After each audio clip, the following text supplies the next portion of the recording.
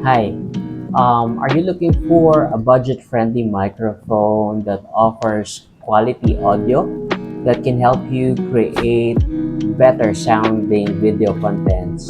Then, ito na siguro yung hinahanap mo. The A30 wireless lavalier microphone from TNW.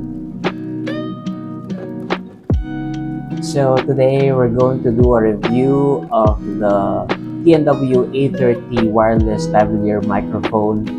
This is actually not a sponsored video, so everything that I will say regarding this product will be based on my experience so far with it.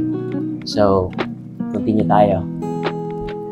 Alright, so I got the TNW A30 for around 580 pesos sa TikTok shop. I think yung regular price niya is around 700 pesos, but with a voucher, nag-less na lang siya for 580 pesos. Now, initially, ang bibiling ko dapat is yung variant niya na A28. However, napansin ko na isang microphone lang yung inclusion niya.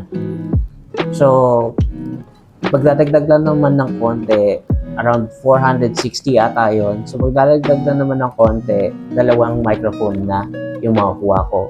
So, I got the A30 variant instead. Sa box, ito yung inclusion niya. The charging case, and then yung other microphone. Now, yung isa ginagamit ko na ngayon. So, yung audio na naririnig nyo ngayon will be coming from the microphone itself. Later, I'm going to do a sample na yung audio galing lang sa microphone ng cellphone. And also, papakita ko yung itsura ng receiver.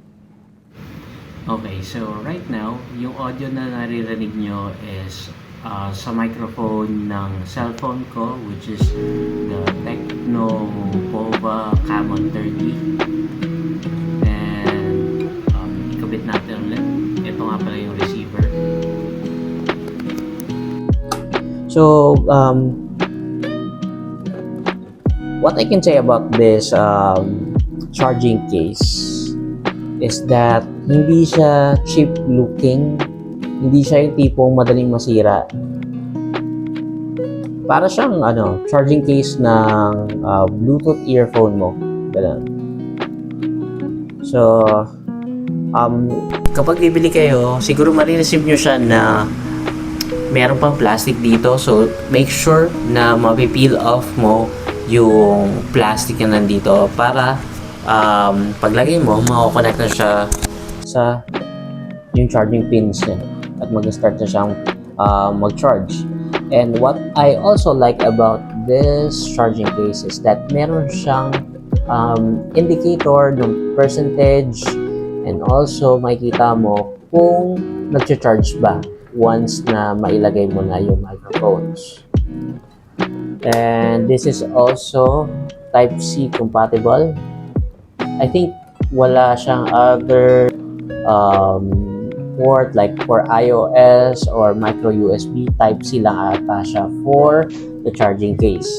Pero if you are using an iOS or iPhone, meron ata siyang kasamang adapter. So it will be a different variant ata for iOS.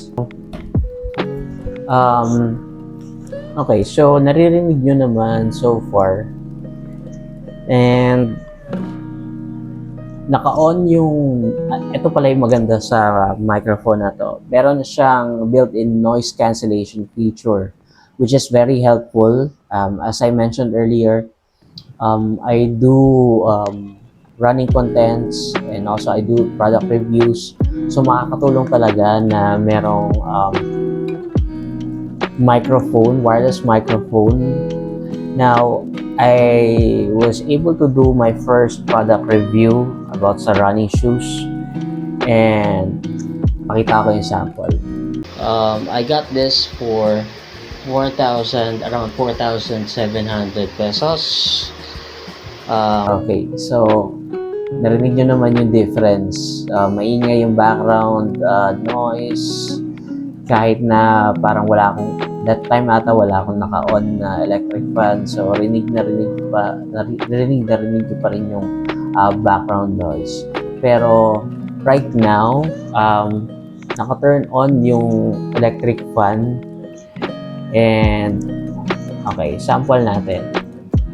Ganito siya kapag naka-on yung noise cancellation. Try ko i-off. Okay.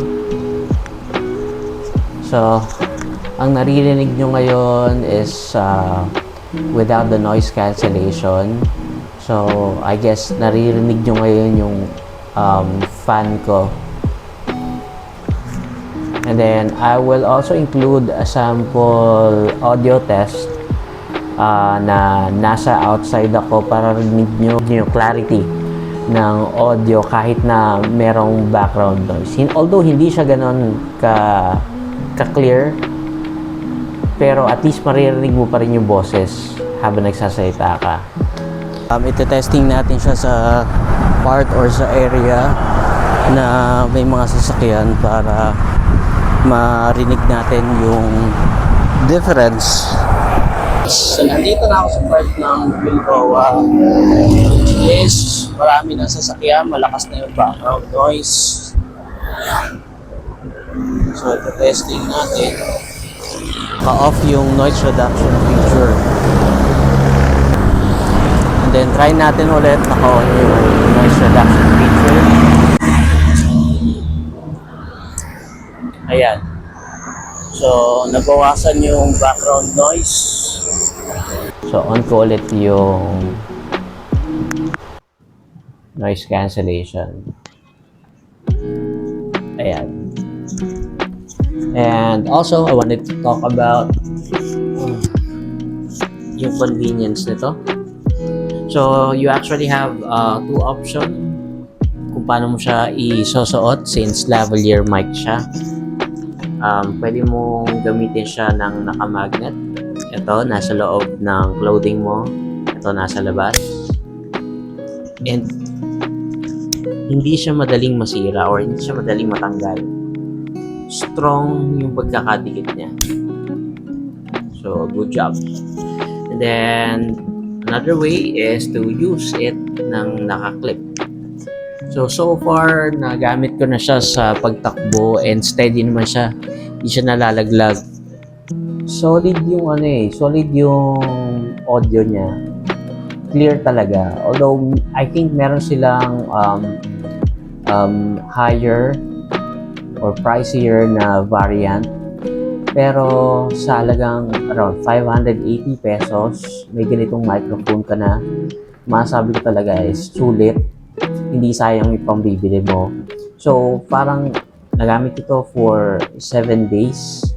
And I hope na talagang magtagal tong product na to. Kasi, sulit talaga siya. So, aside from the microphone and then the charging case, meron siyang kasamang Type-C cable.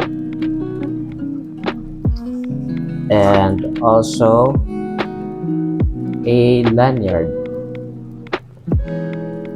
Although, hindi ko sure kung paano mo siya susuotin ng naka-lanyard.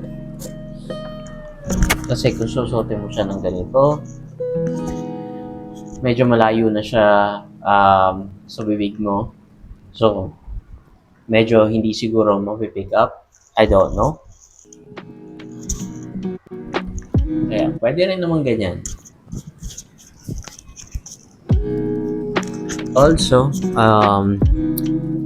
napansin ko dito sa bawat microphone, meron siyang port para sa Type-C.